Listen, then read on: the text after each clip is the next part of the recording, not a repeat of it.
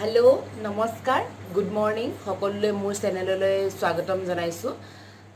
ওলাইছো প্ৰেগনেন্সিৰ আগত যদি আপোনালোকৰ চুলি হৰিছে তাৰো মই এটা উপায় দিম আৰু প্ৰেগনেন্সিৰ পিছতো যদি আপোনালোকৰ চুলি হৰিছে তেতিয়া হলো মই আপোনালোকক এটো উপায় মই যেটো হুফল পাইছো অভিজ্ঞতাৰ দ্বাৰা মই সেই আপোনালোকৰ লগত আজি শেয়াৰ কৰিম আপোনালোকে মোৰ চুলিখিনি চাব পাৰে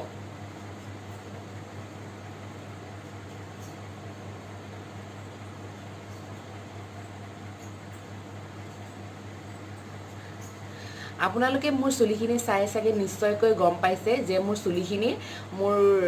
গ্ৰোথটো ভাল হৈছে আৰু চুলিখিনি দেখিবলৈ ধুনিয়া হৈছে কিন্তু মোৰ এতিয়া 6 মহীয়া এটি সন্তান আছে এইটো এই বাচ্চাটো খেলি আছে পিছপিনে এতিয়া মই জনাব বিচাৰিছো যে আপোনালোকক বহুতো নাৰীয়ে প্ৰেগনেন্সিৰ আগতে চুলি খৰাৰ বাবে বহুত মানে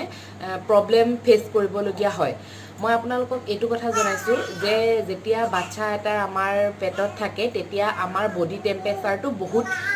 বেছি হৈ থাকে বহুত বেছি আমাৰ গৰম হৈ থাকে মহিলাসকলে এটো কথা ভালকৈ অনুভৱ কৰিব পাৰে আৰু যেতিয়া আমাৰ বহুত গৰম উঠি থাকে তেতিয়াই ঘাম ওলাই থাকে আৰু ঘামবিলাক গৈ চুলিৰ গুৰিত লাগি থাকে তাৰ পিছত জিমান ধুই থাকিলেও চুলিবিলাক হৰিয়ে থাকে আৰু বহুতে কয় যে মোৰ চুলি হৰি হৰি মই টাকলি হৈছে কিন্তু মোৰ চুলি আপোনালোকে দেখিছে বহুতে কয় যে বাচ্চাটো এতিয়া আছে তোমাৰ তথাপি তোমাৰ চুলি তুলিখিনি ইমান ধুনিয়া হৈছে তুমি কিয় মেইনটেইন কৰা গতিকে মই আপোনালোকক জনাইছো যে যেতিয়া মই 3 মাহ নে 4 মাহ মই लगभग পাহৰিছো আৰু মোৰ চুলিখিনি অকনমান চুটি আছিল তেতিয়া তথাপি মোৰ চুলিখিনি হৰিবলৈ আৰম্ভ কৰিছে মাজে মাজে তাক চাই থাকিবলগীয়া হৈছে ক্ষমা কৰিব তাৰ পিছতে চুলিখিনি হৰিবলৈ আৰম্ভ কৰিছে মই ভাবিছো কিয় চুলিখিনি হৰিবলৈ আৰম্ভ কৰিছে ডক্টৰৰ লগত মই কথা পাতিলো ডক্টৰে কৈছে যে যেহেতু তোমাৰ বডিটো গৰম হৈ থাকে গতিকে ঘামবিলাকো যথেষ্ট চুলিৰ মাজত থাকি যায় আৰু তেনেকৈ চুলি খৰে আৰু এটো প্ৰবলেম মানে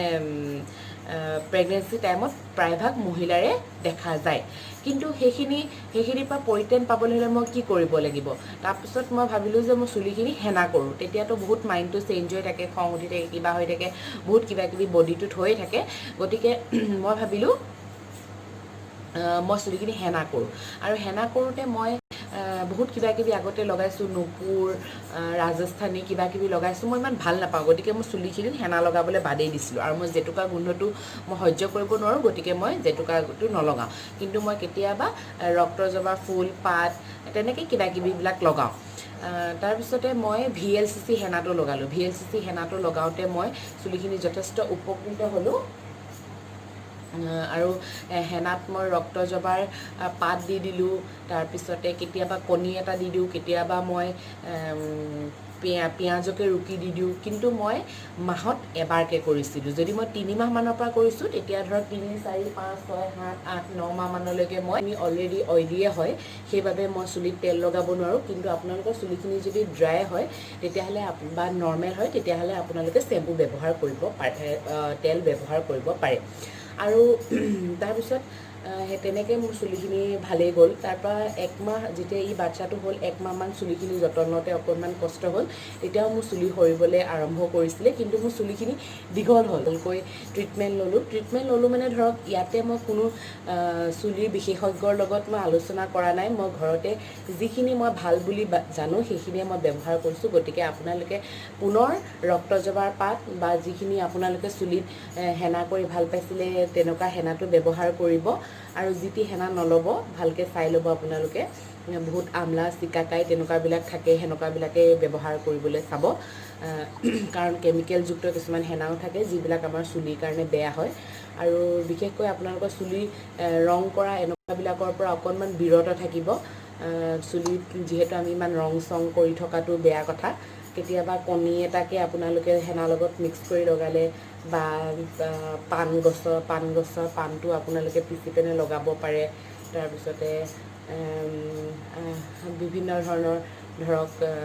ৰক্তজবাৰ পাতো লগাব পাৰে আৰু নৰসিংহ পাতটো খাবলৈ যেনেকৈ ভাল হেতু আপোনালোকে বইল কৰি পিনে চুলিত লগাব পাৰে নিম পাত বিৰাট ভাল নিম পাতো আপোনালোকে ইউজ কৰিব পাৰে এই গুটেখিনি বস্তু যেতিয়া আপোনালোকে ঘৰতে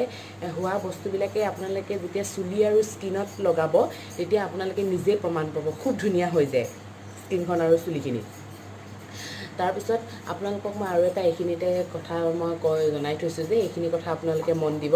যদি আপোনালোকৰ চুলিখিনিৰ প্ৰব্লেম চুলি সৰা তেতিয়াহ'লে আপোনালোকে হেয়াৰ ফল বুলি লিখা থাকে সেই শ্বেম্পুহে ব্যৱহাৰ কৰিব যদি আপোনালোকে চুলিখিনি শ্বাইনিং কৰিব বিচাৰিছে তেতিয়াহ'লে তাতে লিখা থাকে শ্বাইনিং এণ্ড চিল্কি তেনেকুৱা লগাব কিন্তু শ্বাইনিং এণ্ড চিল্কি শ্বেম্পু ব্যৱহাৰ কৰি আপোনালোকে চুলি সৰাৰ পৰা পৰিত্ৰাণ নাপায় গতিকে সেই বস্তুখিনি আপোনালোকে বিশেষভাৱে মন দিব আৰু এতিয়া মই জয় পমগ্ৰেনেটৰ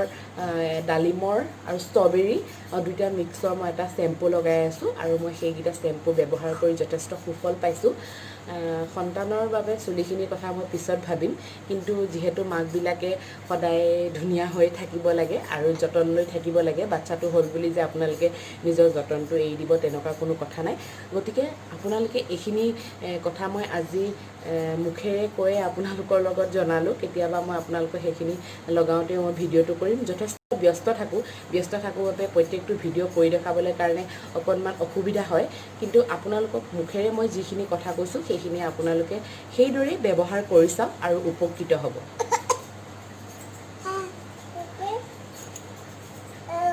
গতিকে আজি যদি মোৰ ভিডিঅ'টো ভাল লাগিছে আৰু যদি আপোনালোকৰ উপযুক্ত বুলি ভাবে তেতিয়াহ'লে ভিডিঅ'টোত লাইক কৰিব কমেণ্ট কৰিব আৰু মোৰ চেনেলটো যদি নতুনকৈ আহিছে তেতিয়াহ'লে ছাবস্ক্ৰাইব কৰিবলৈ নাপাহৰিব আৰু বহুত চুলি টানি এতিয়া সৰাবলৈ আৰম্ভ কৰিছে সেইদৰে যতন লওক চুলিৰ আপোনালোকে নিশ্চয় সুফল পাব ধন্যবাদ